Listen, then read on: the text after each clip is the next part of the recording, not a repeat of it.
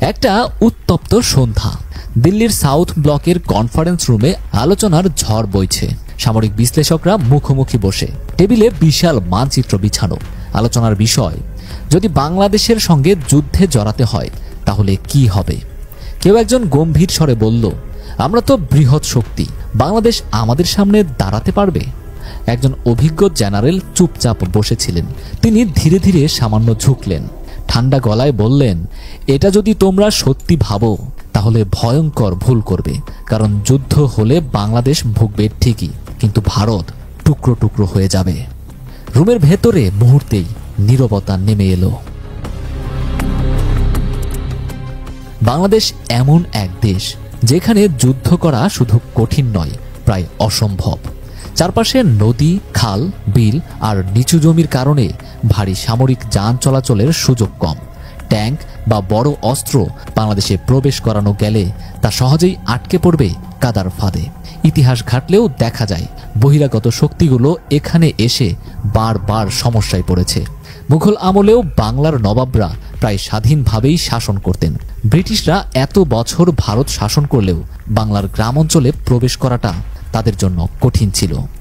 1971 সালের যুদ্ধেও এটাই দেখা গেছে।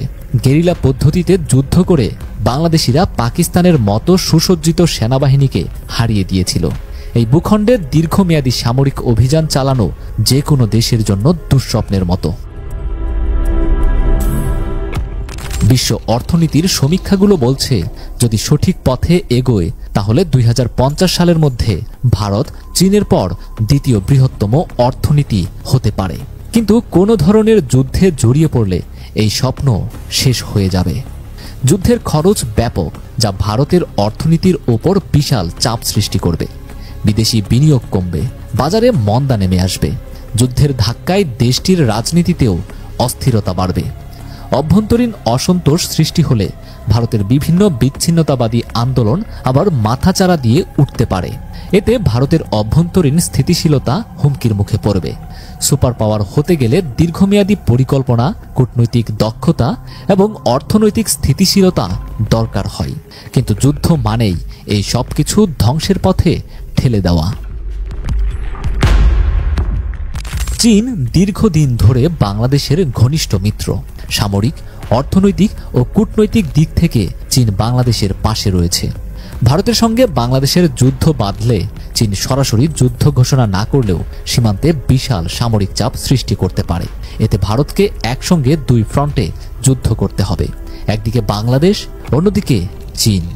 ইতিহাস বলে, দুই ফ্রন্টে যুদ্ধ চালানো কোনো দেশের পক্ষেই সহজ নয়। দ্বিতীয় বিশ্বযুদ্ধে হিটলারও এই ভুল করেছিল এবং শেষ পর্যন্ত পরাজিত হয়েছিল। চীনের এই সমর্থন বাংলাদেশের সামরিক শক্তিকেও বহুগুণে বাড়িয়ে তুলবে। ভারতের জন্য এটি অত্যন্ত সংকটের কারণ হয়ে দাঁড়াবে। ভারতের উত্তর পূর্বাঞ্চলের 7টি রাজ্য, যা 7 সিস্টার নামে পরিচিত, সামরিক দিক থেকে ভারতের জন্য সবচেয়ে দুর্বল অঞ্চল। এই রাজ্যগুলো ভারতের মূল ভূখণ্ডের সঙ্গে সংযুক্ত মাত্র 40 কিলোমিটার চওড়া একটি সরু পথ দিয়ে, যা চিকেন নেক নামে পরিচিত। বাংলাদেশের সঙ্গে যুদ্ধ বাঁধলে চীন সহজেই এই অঞ্চল দখল করে ভারতকে দুই টুকরো করে দিতে পারে। এটাই ভারতের সবচেয়ে বড় দুর্বলতা। চীন দীর্ঘদিন ধরে অরুণাচল প্রদেশের একটা বড় অংশ নিজের দাবি করে আসছে। যুদ্ধ বাঁধলে তারা সেই অঞ্চল দখল করতে চাইবে। ভারতের সামরিক বিশ্লেষকরাও স্বীকার করেন, এই অঞ্চলকে রক্ষা করা তাদের জন্য কঠিন হবে। সুতরাং বাংলাদেশের সঙ্গে যুদ্ধে জড়ানো মানে ভারত নিজের অস্তিত্বকেই হুমকির মুখে ফেলা। বিশ্ব রাজনীতিতে ভারত ও যুক্তরাষ্ট্রের সম্পর্ক সবসময় সুবিধাবাদী। ভারত যতই শক্তিশালী হচ্ছে ততই যুক্তরাষ্ট্র এটিকে ভবিষ্যতের প্রতিদ্বন্দ্বী হিসেবে দেখছে। যদি ভারত বাংলাদেশের বিরুদ্ধে আগ্রাসন চালায় তাহলে যুক্তরাষ্ট্র এটিকে ভারতের উত্থান থামানোর সুযোগ হিসেবে নিতে পারে। যুক্তরাষ্ট্রের গোয়েন্দা সংস্থা সিএআই ভারতের অভ্যন্তরীণ বিদ্রোহী গোষ্ঠীগুলোকে উস্কে দিতে পারে। কাশ্মীরে পাকিস্তানের হস্তক্ষেপের পথ আরও উন্মুক্ত হবে। আন্তর্জাতিক নিষেধাজ্ঞা এবং পশ্চিমাদের চাপের কারণে ভারতের অর্থনীতিতে বিশাল ধাক্কা লাগবে। ফলে যুদ্ধের ফলে যে আন্তর্জাতিক জোট ভারতের বিপক্ষে চলে যাবে সেটাই ভারতকে আরও বড় সংকটে ফেলবে।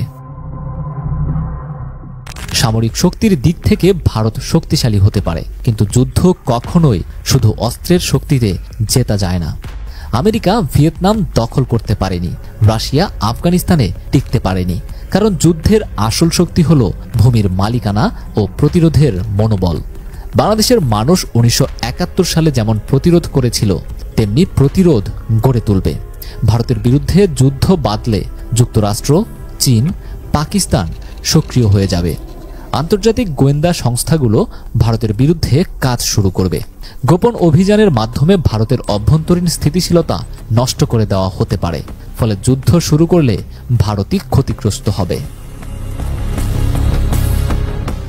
দিল্লির সেই কনফারেন্স রুমের নীরবতা এখনো ভাঙেনি। সামরিক বিশ্লেষকেরা মুখে চাওয়াচাওয়ি করছে। ভারতের গণমাধ্যম যতই শক্তিশালী হয়ে ওঠার গল্প বলুক, বাস্তবতা একেবারে আলাদা। বাংলাদেশ ছোট হলেও তা ছিন্ন ভিন্ন করা সহজ নয়, বরং যুদ্ধ হলে ভারতই ভেঙে পড়তে পারে। সেই অবসরপ্রাপ্ত অভিজ্ঞ জেনারেল উঠে দাঁড়ালেন, মানচিত্রের দিকে তাকিয়ে বললেন, বাংলাদেশের সঙ্গে যুদ্ধ মানেই ভারতকে আরও একবার ভারত রাখার লড়াইয়ে নামতে হবে। রাত গভীর হচ্ছে। রাতের নীরবতায় বাংলাদেশ ভারত সীমান্ত বরাবর দুটো পাখি উড়ে যাচ্ছে। তারা যুদ্ধ চায় না, শান্তি চায়। নরেন্দ্র মোদী কি শান্তি চায়?